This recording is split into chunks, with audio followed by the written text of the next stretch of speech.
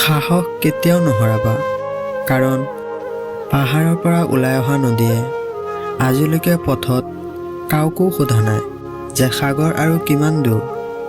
ৰাতিপুৱা যিখন বাতৰি কাকতৰ মূল্য 10 টকা, আবেলি সেই একেই বাতৰি কাকতৰ প্ৰতি কেজিত 10 টকা। পাৰ্থক্য মাত্ৰ সময়ৰ। তেনেহ'লে জীৱনত অহংকাৰ কিহৰ?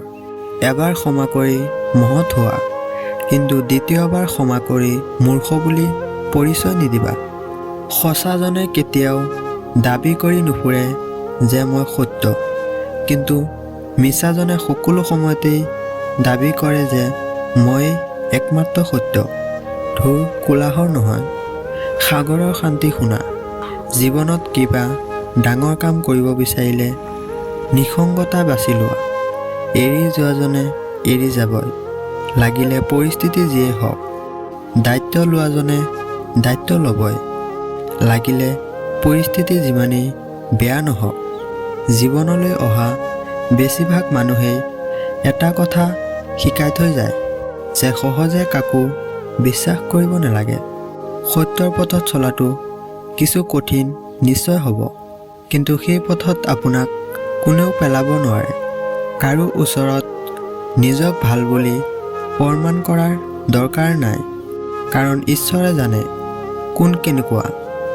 জীৱনত সকলোতকৈ বেছি দুখ মন ভাঙিলে নহয়, বিশ্বাস ভাঙিলেহে হয়।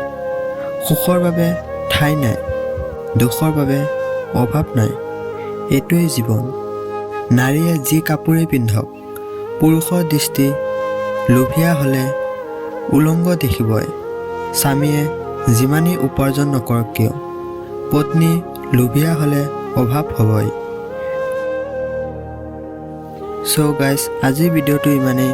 আশা কৰোঁ ভিডিঅ'টো চাই ভাল পাইছে।